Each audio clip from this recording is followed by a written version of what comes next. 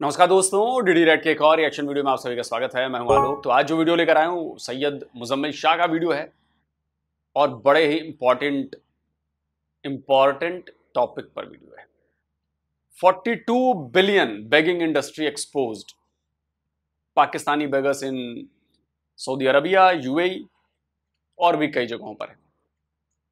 चलिए देखते हैं भाई कि भिखारी मुल्क के बारे में और भिखारियों के बारे में, वहां के भिखारियों के बारे में क्या बताया जा रहा है। मुआशी तौर पर पाकिस्तान पर यह तनकीद की जाती है कि पहले रोज़ से हमने कारखाने नहीं लगाए, ना हमारी कोई मसनूआत थी, ना हमने कुछ एक्सपोर्ट किया, ना इंडिजिनस किसी इंडस्ट्री को प्रमोट किया। तो आज इसको गलत साबित करते हैं। उसकी वजह है कि एक इंडस्ट्री पाकिस्तान में ख़ासी थ्राइव कर रही है, जिसके ऊपर शायद बहुत से लोगों का ध्यान गया भी ना हो, और उस इंडस्ट्री का नाम है बैगिंग इंडस्ट्री, यानी कि भीख मांगने की इंडस्ट्री, भीख मांगने की फैक्ट्रियाँ। आपको याद होगा पिछले साल गज़नफ़र हुसैन नामी एक भिखारी जड़ांवाला से गिरफ़्तार हुआ था, जिसके अकाउंट से 3 करोड़ रुपए निकल आए थे। ठीक है, साथ साथ मुल्तान से भी एक शौकत नामी आदमी गिरफ़्तार हुआ या नोटिस पे आया, जिसने 1 करोड़ रुपए की इंश्योरेंस करवाई हुई थी अपनी। और जब उससे पूछा कि तुम करते क्या हो, तो उसने कहा भीख मांगता हूँ, काफ़ी सालों से मेरा ये प्रोफेशन है। इसके अलावा सोशल मीडिया पे डॉक्टर शाज़िया नामी एक ख़ातून के इंटरव्यूज़ भी मौजूद हैं, जिसने ये कहा कि मेरी एक फ़ैमिली में शादी हुई जिनका बड़ा लग्जेरियस लाइफस्टाइल था। They used to live in massive mansions, और बड़ी बड़ी गाड़ियाँ थी उनके पास। तो मुझे कभी समझ नहीं आई कि वो करते क्या हैं। तो एक दिन मुझे आइडिया हुआ कि वो सब बैगिंग का एक नेटवर्क चला रहे हैं, भीख मांगने का। ये वो कहानियाँ हैं जिससे अंदाज़ा होता है कि शायद ये इंडस्ट्री इतना रेवेन्यू और इतना पैसा कमा रही है जितना मुझे और आपको शायद अंदाज़ा था ही नहीं। और मुझे तो एक और इंटरव्यू याद है, एक उसमें लड़की थी पाकिस्तान की और वो शायद मलेशिया में रहती है, कहाँ रहती है, और उसने भी यही बताया था कि उसके पास घर है, गाड़ी है, घर मतलब बंगला है, सब कुछ है, फ्लाइट से आती जाती है, और ये सब उसने भीख मांग कर हासिल किया है। सुनिए। लाइबा, मुझे ये बताएं, आप मलेशिया में रहती हैं? जी। तो पहले ये बताएं, मलेशिया में आपके पास क्या क्या है? 2 फ्लैट्स हैं, कार है और अपना बिजनेस भी है। इतनी अमीर कैसे हुई? भीख मांग कर। ये पक्की बात है? जी जी। भीख मांगती कैसे थी? क्या बहाना करती थी? क्या सारा करती थी? ना बीना बनकर, हाथ में किताब पकड़कर, और हर किसी को अपनी झूठी कहानी बतानी। तो भाई अब आप ये सोचिए कि इतनी आसानी से, जिसमें बहुत ज़्यादा मेहनत नहीं लगती है, बहुत ज़्यादा वर्किंग आवर्स नहीं है, बहुत ज़्यादा तनाव नहीं है, भीख मांगिए और ऐशो आराम की ज़िंदगी जिए। तो पाकिस्तानियों को इससे ज़्यादा और क्या चाहिए? पाकिस्तानियों को इससे ज़्यादा और कुछ नहीं चाहिए। उनकी जेब में पैसे होने चाहिए और जब वो मन करे पैसे उड़ाने, और बस मेहनत ज़्यादा ना करनी पड़े। और भीख मांगने से बेहतर और कोई काम हो नहीं सकता। तो उसके लिए एक रिपोर्ट जब मेरे सामने आई तो पैरों के नीचे से ज़मीन निकल गई कि ये हो कैसे सकता है। दोबारा कंफर्म किया तो डॉन ने भी ये रिपोर्ट छापी हुई थी, जो पाकिस्तान का सबसे क्रेडिबल इंग्लिश पेपर्स में से एक है। रिपोर्ट के मुताबिक पाकिस्तान में टोटल 38 मिलियन लोग भीख मांगने के पेशे से मुंसलिक हैं, यानी कि तकरीबन 4 करोड़ लोग इस पेशे से मुंसलिक हो चुके हैं 24-25 करोड़ के मुल्क में। सही है। इसके साथ साथ आपने ख़ुद एक्सपीरियंस किया होगा, आप किसी भी पाकिस्तान के शहर में चले जाएं इस वक्त, बड़े शहरों की मैं अगर बात करूं तो इस्लामाबाद हो, इस्लामाबाद में थोड़ा कम है वैसे, लेकिन लाहौर हो, कराची हो, आपके लिए सड़क के किनारे गाड़ी रोक के कोई काम करना अजाब बन जाता है, क्योंकि चारों तरफ से, गाड़ी की चारों विंडोज़ की तरफ से ना आपको लोग आकर नॉक करना शुरू कर देंगे, पैसे दे दो, ये दे दो, वो दे दो। सिग्नल पे रुकोगे, अजाब बन जाएगी ज़िंदगी। कोई गाड़ी में बैठ के कोई बात कर रहा है, कोई कॉल कर रहा है, पैसेंजर, ड्राइवर नहीं, उसके लिए अजाब बन जाएगा कि गाड़ी नॉक होती जा रही है। तो ये इतने बड़े नंबर में इनके नेटवर्क्स फैल चुके हैं कि पाकिस्तानी लोग मुझसे इत्तफाक करेंगे कि ये दर्द सर बन चुका है। ठीक है, और उसकी वजह ये नंबर है कि अगर 4 करोड़ के करीब लोग ये काम कर रहे हैं तो इसका मतलब है they are everywhere and out of control as well. साथ साथ ये कि पर डे कलेक्शन इस रिपोर्ट के मुताबिक, यानी कि भिखारी एक दिन में कितना पैसा कमा लेते हैं मुख्तलिफ़ शहरों से, इसका डाटा ये बताता है कि सबसे ज़्यादा नोट जो छाप रहा है ना भिखारी पाकिस्तान में, वो कराची में है। 2,000 रुपये एक दिन की एक बैगर की कलेक्शन है, यानी कि महीने का 60,000 रुपये कमाता है वो, ठीक है। This is more than many engineers in this country and many MPhil scholars in this country, जिनकी पहली तनख्वाह भी इतनी नहीं होती माशाल्लाह। लाहौर में एवरेज पर एक बैगर यानी कि एक भिखारी 1,400 रुपये रोज़ के कमा लेता है, थोड़े से कम कराची से। इस्लामाबाद में इस रिपोर्ट के मुताबिक एक भिखारी 950 रुपये कमाता है एक दिन के, यानी कि इस्लामाबाद वाले लोग ज़रा बेहतर तर्ज़ अमल इख्तियार करते हैं, पैसे कम देते हैं भिखारियों को। और उसकी एक और वजह भी है, सड़कें जितनी ख़राब है ना जिस शहर में, उतने ही ज़्यादा बैगर्स वहाँ पर हैं और कमा रहे हैं, क्योंकि सिग्नल्स नहीं हैं, ट्रैफिक का निज़ाम ठीक नहीं है, इसीलिए कहीं भी खड़े हो जाओ, रोड ब्लॉक कर दो, गाड़ियों की स्पीड स्लो हो जाएगी, मांगने के लिए आ जाओ। तो इसीलिए कराची की सबसे बदतरीन सड़कें हैं असल में, तो वहाँ बैगर ज़्यादा कमाता है, उससे कम लाहौर में और उससे कम इस्लामाबाद में। तो ये एवरेज बनती है मुल्क के तमाम बड़े शहरों की 850 से 900 रुपये की कलेक्शन। एक भिखारी ऑन एवरेज पाकिस्तान में बड़े शहरों में अगर वो अपना धंधा चला रहा है तो वो 900 रुपये के करीब एक दिन के कमा लेता है। अब इस लिहाज से 38 मिलियन से इस रिपोर्ट ने जब रेवेन्यू निकालने की कोशिश की तो आपको यकीन नहीं आएगा कि रोज़ाना की बुनियाद पे एवरी सिंगल डे एक भिखारी जो बाहर निकलता है फील्ड में, अगर उन तमाम की कलेक्शंस को मिला लिया जाए तो 32 अरब रुपए भिखारी पाकिस्तान में रोज़ कमा रहे हैं। बेगर्स इन दिस कंट्री, दोबारा सुने, are earning ₹32 billion every single day, ठीक है।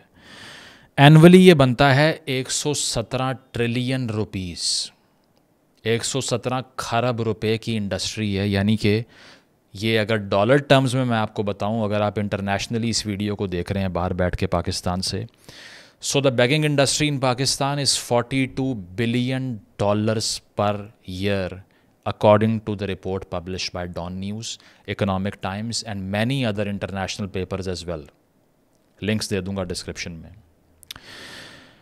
पाकिस्तान की आईटी इंडस्ट्री, जिसको गोल्ड माइन कहा जाता है, जो काफ़ी पैसा लेकर आई है मुल्क में, वो भी एक साल में $3 बिलियन कमाती है, $3 बिलियन। बैगिंग इंडस्ट्री कितना कमा रही है? $42 billion. This is almost 14 times more than IT industry is making per year. So what should I? तो पाकिस्तानियों अब बताओ, अपने बच्चों को आईटी में भेजोगे पढ़ाने के लिए, लाखों रुपए खर्च करोगे या भिखारी बनाओगे? क्या इजी है और किससे ज्यादा पैसे अर्निंग होगी? जाहिर सी बात है भिखारी बनाओ यार। इतना पढ़ाई करे बच्चा, घिस घिस के मर जाए, बढ़िया कॉलेज के लिए बढ़िया फीस दो, लाखों रुपए की फीस भरो, फिर प्लेसमेंट के लिए चक्कर लगाओ, ये करो वो करो, और आईटी इंडस्ट्री कमाती है आपकी $4 बिलियन। और यहां कुछ मत करो, बच्चे पैदा करो, इधर उधर भगाते रहो, उनको भिखारी के काम पे लगा दो, और अर्निंग के लिए उनकी मतलब वो जल्दी अर्निंग भी शुरू हो जाती है। 6 साल का बच्चा, 7 साल का बच्चा लगा दो, 6-7 साल की उम्र से उसकी कमाई चालू हो जाएगी। और बड़ी इंडस्ट्री है, $42 बिलियन की इंडस्ट्री है पर ईयर की, और कहां आईटी $4 बिलियन की। अब आप बताओ यार, $3 बिलियन की, सॉरी। तो फायदेमंद है कि आप अपने बच्चों को भिखारी बनाएं। पढ़ाना लिखाने से कोई फायदा नहीं है, वरना वही होगा, वो $3 बिलियन की इंडस्ट्री में जाओगे, इधर $42 बिलियन की इंडस्ट्री आपके घर में बैठी हुई है। भिखारी बनाइए, बहुत जरूरी है, प्रोफेशनल भिखारी बनाइए। वैसे तो आप एक्सपोर्ट कर ही रहे हो पूरी दुनिया में भिखारियों को, मतलब इनफैक्ट आप मक्का मदीना में भी आप एक्सपोर्ट करते हो। एक वीडियो में बार बार दिखाता रहता हूं, फिर से दिखा देता हूं, दर्शकों की याद ताज़ा हो जाएगी कि एक पाकिस्तानी नहीं दूसरे पाकिस्तानी को पकड़ लिया, शायद मदीना में था या मक्का में था, जहां भी था, वहां भीख मांगते हुए। देखिए, अस्सलाम वालेकुम। इस भाई को कोई जानता है? नहीं, इस भाई को कोई जानता है? ये देखो जी, पाकिस्तान से आया है, ये साले हमारे पाकिस्तान का नाम बदनाम कर रहे हैं। इधर देखो भाई, इधर एक मिनट, तेरी वीडियो बना रहा हूँ मैं, साले ये सऊदी अरब में आके मांग रहे हो, शर्म नहीं आती तुम लोगों को? तो भाई तो बढ़िया इंडस्ट्री है और इस पर काम करना चाहिए आप लोगों को। ज्यादा से ज्यादा बच्चे पैदा करिए, जिससे भिखारी ज्यादा से ज्यादा पैदा हो और ज्यादा अर्निंग होगी, और कम एज से अर्निंग हो जाएगी, तो आप लोगों की कोठियों में रहना फिर। सो व्हाट शुड आई से? मैं क्या बताऊं आप लोगों को कि बच्चों को भिखारी बनाएं सॉफ्टवेयर इंजीनियर की बजाय। इसके साथ साथ अगर पाकिस्तान में ये कार्रवाइयाँ इतने खुलेआम चल रही हैं तो आप ये सोच रहे होंगे इसे कोई रोकता क्यों नहीं है। और अगर ये मैं आर्ग्यूमेंट करूं कि इसको बंद होना चाहिए तो लोग कहेंगे कि आपको शर्म नहीं आती कि जो लोग भूखे हैं या खा नहीं सकते आप उनका रोज़गार बंद करना चाह रहे हैं, लेकिन ये पाकिस्तान के कानून की खिलाफ वर्जी है। ठीक है, 1958 के वैग्रेंसी ऑर्डिनेंस के लिहाज से अगर देखा जाए तो भीख मांगना और अपने बच्चों से भीख मंगवाने के जुर्म की सज़ा 3 साल की कैद है। कितने गिरफ़्तार होते हैं? ना होने के बराबर। इसके अलावा पाकिस्तान में डॉन की रिपोर्ट ये कहती है millions in Pakistan have resorted to begging as the sole source of income. They have also formed intricate networks beyond geographical boundaries. ये मैं आपको आगे चल के बताता हूँ। लेकिन ज़्यादा गैंग्स जो ऑपरेट कर रहे हैं, अब गैंग्स क्या हैं? गैंग्स ये हैं कि नेटवर्क्स होते हैं जो इलाके का तयन करते हैं कि किस सड़क पे कितने लोग खड़े होंगे, उनकी शिफ्ट्स होती हैं, उनका पिक एंड ड्रॉप होता है। ये जो हम और आप देखते हैं ना सिग्नल पे किसी के बाल ख़राब हैं, बुरी हालत है, these are disguised people because वो अपनी असल हालत में आपके सामने नहीं आते। मोस्टली 99% उन्हें पिक एंड ड्रॉप दिया जाता है, छोड़ के जाते हैं, रात को लेके जाते हैं, कलेक्शन में आधा आधा बांट लेते हैं। ये हो रहा है आपके और हमारे साथ कि हमारी जेबों से पैसे निकाल के ये नेटवर्क चला रहे हैं यहाँ पे और अपने बच्चों को और नस्लों को इस काम पे लगा रहे हैं।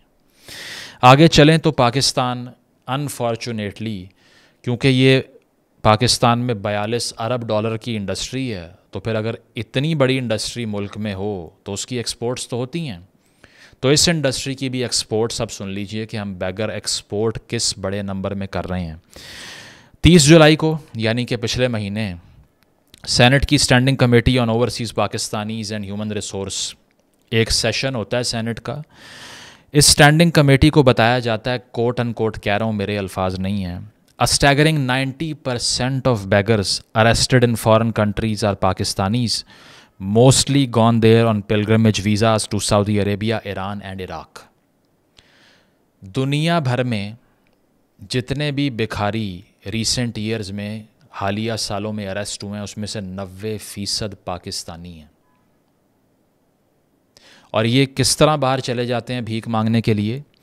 पिलग्रिमेज के वीज़ास पे, यानी कि ज़ियारतों पे इराक, ईरान और साथ सऊदी अरेबिया चले जाते हैं हज और उम्रे के लिए और वहाँ जाके ये हरकत करते हैं। ठीक है, और ये सेनेट की कमेटी को ब्रीफिंग दी गई है, मेरी तरफ से नहीं, ओवरसीज़ पाकिस्तानीज़ की जो सेक्रेटेरिएट है उसकी तरफ से। इसके साथ साथ ये भी बताया गया कि अब जापान में भी ये धंधा शुरू हो चुका है, यानी कि पाकिस्तानी जापान जाकर भीख मांगने का एक नया प्रोग्राम शुरू कर रहे हैं। वहाँ पर भी ये केसेस सामने आ रहे हैं। जापानीज़ भी सोच रहे होंगे कि ये नया ट्रेंड जो है हमने प्रेडिक्ट नहीं किया था कि यहाँ पर आकर ये शुरू हो जाएगा।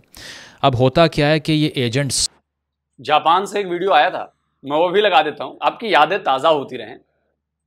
उसको भी कोई शूट कर रहा था, वो बाद में देखा कि अरे मुझे शूट किया जा रहा है, तो थोड़ा गुस्सा हो गया। देखिए।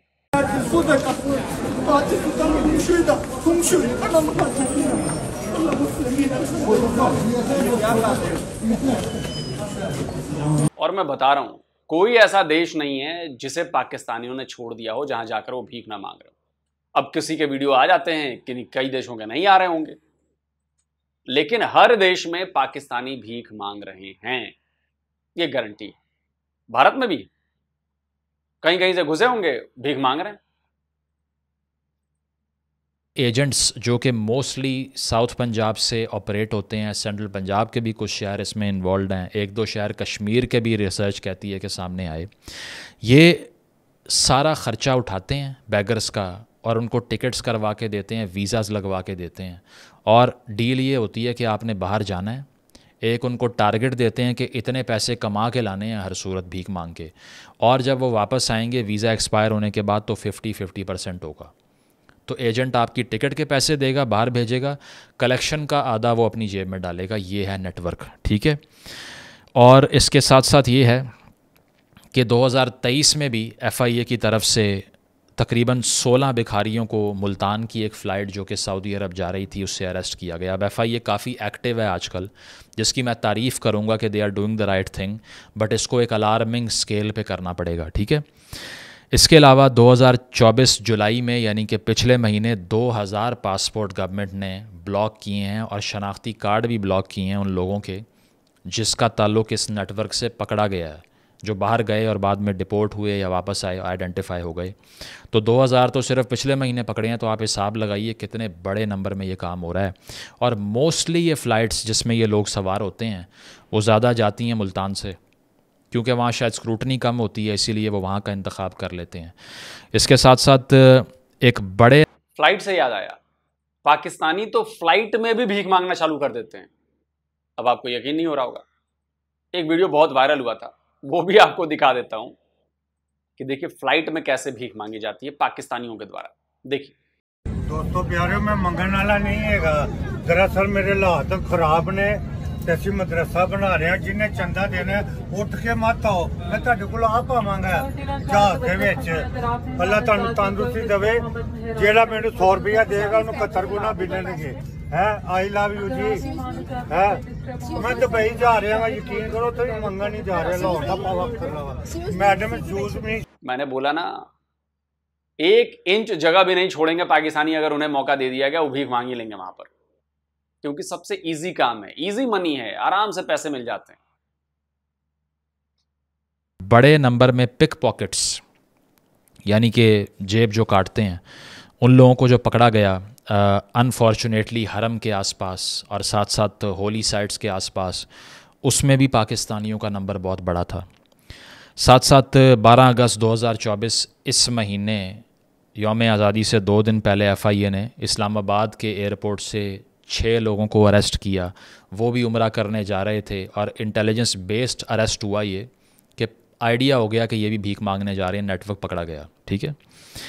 साथ साथ ये कि इंटीरियर मिनिस्ट्री ने ये बताया है कमेटी को कि पिछले 2 सालों के अंदर, इन 2 ईयर्स ओनली, हमने मुख्तलिफ़ फ़्लाइट्स पर छापे मार के 44,000 लोगों को ऑफलोड किया है। अब अगर आपको लग रहा है ना कि ये हवाई कहानी है कि इतने ज़्यादा बैगर्स पाकिस्तान में हो ही नहीं सकते, तो आप ये इनके अपने स्टैट्स देखिए इंटीरियर मिनिस्ट्री के, कि उन्होंने सिर्फ 44,000 लोगों को तो पिछले 2 सालों में ऑफलोड किया है कि वो भीख मांगने जा रहे थे, पहले पकड़े गए। ठीक है, सस्पिशन की बुनियाद पर भी किया है। साथ साथ ये कि अभी सेनेट कमेटी को ये भी बताया गया कि सऊदी अरेबिया से एक अग्रीमेंट हुआ है पाकिस्तान का, जिसके तहत सऊदीज़ ने कहा है कि तुहानू खुदा दा वास्ता है, ये मज़ीद बैगर्स यहाँ ना भेजें और लेस स्किलफुल लोग भी यहाँ ना भेजें। एक एग्रीमेंट हुआ है, ये भी सेनेट कमेटी को बताया गया। मैं अपनी तरफ से कहानी नहीं सुना रहा, तो वो भी तंग आके हाथ जोड़ रहे हैं कि इनको रोक लें किसी तरह। ठीक है, बहुत सी वीडियोस सोशल मीडिया पे मौजूद हैं, बहुत से इन्फ्लुएंसर्स भी इस पे बात कर चुके हैं कि सऊदी अरेबिया में मुख्तलिफ़ जगहों पे बैठ के भीख मांगी जा रही है, और जब पूछो तो पाकिस्तानी हैं, कैमरे के सामने आने के बाद भाग जाते हैं। साथ साथ सेनेट कमेटी को सिर्फ बैगिंग के हवाले से नहीं बताया गया, अनफॉर्चुनेटली ये भी बताया गया कि पाकिस्तान की लेबर फोर्स, जो कि UAE की लेबर फोर्स का 15% बनता है, ये ख़बर तो TV पे भी चली है। ठीक है, 15% लेबर फोर्स है टोटल UAE में पाकिस्तान की, लेकिन जो लेबर फोर्स UAE में क्राइम करती है उसका 50% पाकिस्तानीज़ ने किया। उन क्राइम्स में मोस्टली जो इश्यूज़ थे ना, वो सिविक क्राइम्स थे, यानी कि ये ऑन रिकॉर्ड है सेनेट कमेटी को जो बताया गया कि UAE की अथॉरिटीज़ ने कंसर्न शो किया है कि most of these people were filming women without their consent, कि उनसे पूछे बगैर उनकी वीडियोस बना रहे हैं। स्पेस देने का इशू समझ नहीं आता, कैट कॉलिंग हो रही है। उन्हें लगता है ये भी अनारकली बाज़ार है जहाँ हलवा लिखा होगा सूट के ऊपर, तो जाके दबोच लोगे लड़की को और कोई कुछ नहीं कहेगा आपको। तो चूँकि अनफॉर्चुनेटली हम ट्रेन ही नहीं करते अपने माइंड्स को, और वो बाहर जाके सोशल ऑर्डर डिस्टर्ब करना शुरू हो जाते हैं, तो ख़वातीन की वीडियोस बनाने की जो वायलेशंस हैं उसमें बेशतर पाकिस्तानी वहाँ पर हैं, और ये बहुत ज़्यादा है पाकिस्तानियों में। और ये जहाँ जाते हैं, अपने मुस्लिम बिरादरान कंट्री में भी जाएंगे वही करेंगे। टर्की में, टर्की वालों ने तो बाकायदा पिछले 4 साल से ना गेट आउट पाकिस्तानीज मुहिम चला रखी है। सैकड़ों की संख्या में वहां से डिपोर्ट किए जा चुके हैं पाकिस्तानी। बच्चियों की वीडियो बनाते हैं, लड़कियों की वीडियो बनाते हैं, अरेस्ट किए जा चुके हैं पाकिस्तानी। ये सारे स्क्रीनशॉट लगाएं, देखते रहिएगा। किए जा चुके हैं पाकिस्तानी। टर्की गैंग्स चलाते हैं पाकिस्तानी, किडनैपिंग गैंग्स चलाते हैं टर्की में। अब आप सोचिए, कौन आपको घुसने देगा? आप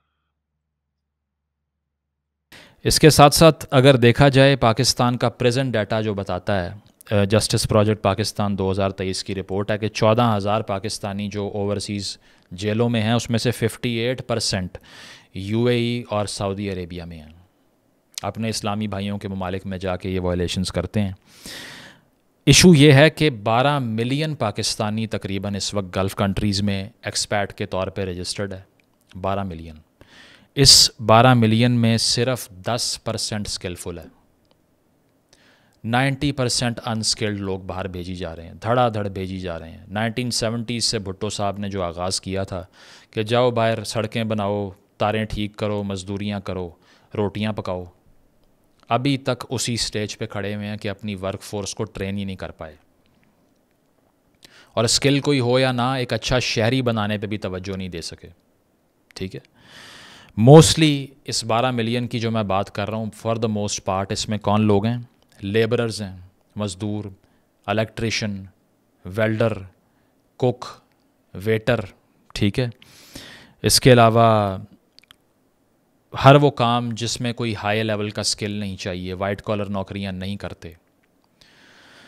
तो जब इस तरह के लोग आप बाहर भेज रहे हैं तो आप क्या एक्सपेक्ट करते हैं कि इंटरनेशनल कम्युनिटी उनको एक्सेप्ट कर लेगी? इसी सेनेट की कमेटी को ये बताया है, ओवरसीज़ की मिनिस्ट्री की तरफ से ये बताया गया है कि अब फॉरेन एम्प्लॉयर्स, यानी कि सऊदी अरेबिया हो या दुबई हो, अबू धाबी हो, यूएई की बात कर रहा हूँ, वो अब रिप्लेस कर रहे हैं पाकिस्तानियों को विद बांग्लादेशीज़ एंड इंडियंस। 2 वजूहात की बिना पे। नंबर 1, स्किल नहीं है पाकिस्तानियों में। नंबर 2, इन क्राइम्स की वजह से, इन डिसेंसी की वजह से डाउट है और क्रेडिबिलिटी का इशू क्रिएट हो गया। अब हमने और आपने तो कुछ नहीं किया, लेकिन unfortunately the passport they are carrying out there is representing the whole country and they are destroying the credibility. इसी वजह से एडेड स्क्रूटनी है यूएई की तरफ से। कोई ऐलान नहीं किया गया, ना वो करते हैं, because of their interest. They don't want to lose a lot of investment that comes from Pakistan. But ये आप जाके किसी भी वीज़ा एजेंट से पता कर लें कि कितनी एडेड स्क्रूटनी है स्टेज पे दुबई के वीज़ाज़ के लिए, चाहे वो मॉनेटरी स्क्रूटनी हो कि बैंक स्टेटमेंट मेंटेन करनी है, बाकी चीज़ें करनी है। वीज़ा रिजेक्शन का नंबर देख लें कितना है, आइडिया हो जाएगा। ठीक है, अनअनाउंस्ड चीज़ें हो रही हैं। ये सारा कुछ इसीलिए है कि हम जो ये भीख मांगने के लिए लोगों को बाहर भेज रहे हैं वो ये कर रहे हैं कि हमारी कम्युनिटी का ही नाम बदनाम होना शुरू हो गया क्योंकि हमने तवज्जो नहीं दी इस पे। ठीक है, अगर मुल्क के अंदर 38 मिलियन बैगर फिर रहा है जो कि 42 अरब डॉलर की इंडस्ट्री चला रहा है, तो उसको बाहर जाने से भी आप 90% रोक लोगे, 10% भी निकल गया अगर, कितनी स्क्रूटनी कर लेंगे आप? वो बाहर जाके यही करेगा। फिर एक और पाकिस्तान में ज़ॉम्बी एपोकलिप्स आया पिछले 3-4 साल में, जिसका नाम है तब्दीली की रेवोल्यूशन। इस तब्दीली की रेवोल्यूशन ने बची खुची जो हमारी साख थी वो भी तबाह कर दी। चार्ज करके लोगों को हाफ बेक्ड रेवोल्यूशनरी बना के बाहर भेज दिया, वहाँ जाके आगे लगाने की कोशिश कर रहे हैं। अभी जब वोट ऑफ नो कॉन्फिडेंस के बाद एहतजाज हुआ, इस्तांबुल में 24 पाकिस्तानी अरेस्ट किए। टर्की ने कहा कि ये गंद अपना यहाँ से निकालो, बेशक अर्तुगरुल हमने बनाया लेकिन यहाँ आज़ाद नहीं कराना, उसको वापस जाओ। ठीक है, इसके साथ साथ ये कि यूएई के अंदर एहतजाज हुआ, वहाँ पर अथॉरिटीज़ ने वार्न किया कि बिल्कुल परमिशन नहीं है इसकी, यहाँ नहीं हो सकता। सही है, सऊदी अरेबिया के अंदर हरम के अंदर नारे लग गए। ठीक है, अभी रिसेंटली भी मैंने देखा है किसी, शायद कोई पॉलिटिशियन है या कौन है, उसको अरेस्ट किया गया है। काबा के सामने खड़े होकर वीडियो बना के खान साहब को रिहा कर दो और ये कर दो। तो इन एक्टिविटीज़ ने जो बाकी बचा था वो भी बर्बाद कर दिया। लंदन में आप देख लें, आप सड़क पे अगर चल नहीं सकते, अगर आपने ज़िंदगी में कभी तौहीने इमरान खान की है तो, अगर ये कर दिया ना आपने, तो आप सड़क पे अगर वॉक करेंगे आपके पीछे स्ट्रे एनिमल्स की तरह लोग आएंगे, आवाज़ें मारते हुए, वीडियोस बनाते हुए, गालियां देते हुए घर तक छोड़ के आएंगे आपको। और यूके के नेबरहुड्स में गोरे सर पकड़ के बैठे हुए हैं कि भाई ये क्या इंपोर्ट कर लिया हमने। तो बाकी कसर जो है वो इन लोगों ने निकाल दी। तो अब चीज़ ये है कि पाकिस्तान में सबसे पहले तो डिस्करेजमेंट लोगों की तरफ से होनी चाहिए भिखारियों की, उसके बगैर कुछ ठीक नहीं हो सकता। दूसरी चीज़ एक डिस्कोर्स शुरू होना चाहिए कि इनको अरेस्ट किया जाए, मैस स्केल के ऊपर इनके नेटवर्क्स को पकड़ा जाए, जिन बच्चों का मुस्तकबिल बर्बाद हो रहा है उन्हें पकड़ा जाए। और सबसे बड़ी चीज़ ये है कि हमारा पासपोर्ट पहले ही दुनिया के टॉप 3-4 वर्स्ट पासपोर्ट्स में आता है। इसके साथ मज़ीद जुल्म होने से बचाइए, मज़ीद इंटेलिजेंस ऑपरेशन करिए। FIA जो काम कर रही है, अच्छा काम कर रही है, इसको मज़ीद तेज़ करना पड़ेगा। इन नेटवर्क्स को पकड़ना पड़ेगा जो रिपीटेडली इन लोगों को ढूंढ के बाहर भेजते हैं। शहरियों को डिस्करेज करना पड़ेगा कि इन्हें पैसे ना दीजिए। और सबसे बड़ी बात है कि स्किल देना पड़ेगा शहरी को, ताकि वो बाहर जाए तो कोई ऐसा काम करे जिससे एक कौम का इमेज ख़राब ना हो, किसी की जेब ना काटे, भीख ना मांगे। Thank you. चलिए दोस्तों, वीडियो ख़त्म हो गया। एक बात बताइए, क्या यह पॉसिबल है पाकिस्तान में? नहीं है। आप उनको स्किल देंगे, स्किल कौन देगा? स्टेट की जिम्मेदारी। और अगर स्किल देने के लिए इंफ्रा लगाएगा स्टेट तो उसमें पैसे खर्च होंगे। पाकिस्तान के पास पैसे नहीं है। आप इनका माइंडसेट कैसे चेंज करेंगे? माइंडसेट चेंज करेंगे एजुकेशन देकर। एजुकेशन देने के लिए आपको पता ही होगा, पाकिस्तानियों को ज्यादा बेहतर पता है कि एजुकेशन का बजट इस बार कितना दिया गया आपको।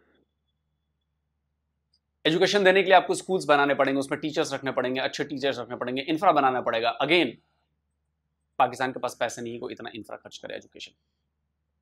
और पाकिस्तान की सरकारें कभी ऐसा नहीं करेंगी, क्योंकि इतनी बड़ी इंडस्ट्री है तो उसमें से कट भी तो जाते होंगे इन्हीं नेताओं के पास। इनका हाथ होगा इनके पीछे। क्या नेताओं को नहीं पता है कि ये $42 बिलियन की इंडस्ट्री है? नेता, क्रिमिनल्स, बड़े बड़े गैंग लीडर्स, पुलिस ऑफिसर शामिल होंगे, आर्मी के बंदे शामिल होंगे, सबका कट फिक्स है। वरना इतनी बड़ी इंडस्ट्री चल रही है, $42 बिलियन की इंडस्ट्री। एक साल में आप 1-1 बिलियन के लिए IMF के पास जा रहे हैं, वो तो इसमें से अच्छा खासा कट लेते होंगे। वरना अगर कट नहीं मिल रहा होता तो ये इंडस्ट्री चलती नहीं। भारत में भी भिखारी, और भारत में भी ये ऑर्गेनाइज्ड क्राइम की तरह चलता है। हो सकता हो पाकिस्तान से बड़ी इंडस्ट्री हो भारत में, लेकिन भारत में एक तो लोगों ने कम किया। जैसे मैं कभी पैसे नहीं देता। मैं कई अपने दोस्तों को जानता हूं जो बिल्कुल पैसे नहीं देते। अगर वो कहते हैं कि भूख लगी है, ये लगी है, वो लगी है, तो खाना दे देंगे, पैसे नहीं देंगे। भारत में कार्रवाई की जा रही है, लेकिन भारत में भी गड़बड़ियां हैं इसको लेकर। लेकिन उम्मीद है कि बहुत जल्द जो है वो ये ठीक हो जाएगा। और खैर, पाकिस्तान तो भाई, जब PM कहता है कि बेगस कांट नॉट चूज अस, तो क्या करें, पाकिस्तानी बेचारे मजबूर है इसके लिए। तो भिखारिस्तान बढ़िया यार। कमेंट करके आप बताइए दोस्तों। जल्दी मिलता हूँ एक और नए वीडियो के साथ। नमस्कार, जय। तो अगर आप चाहते हैं मुझसे बात करना, मुझसे कोई सवाल पूछना, तो फैन कॉल पर आप मुझसे कनेक्ट हो सकते हैं। फैन कॉल में ये सुविधा है कि आप अपने हिसाब से वहां पर जाकर टाइम स्लॉट बुक कर सकते हैं कि आपको फलाने दिन मुझसे बात करनी है, फलाने टाइम पे मुझसे बात करनी है। लेकिन ये भी बता दूं कि ये पेड सर्विस है,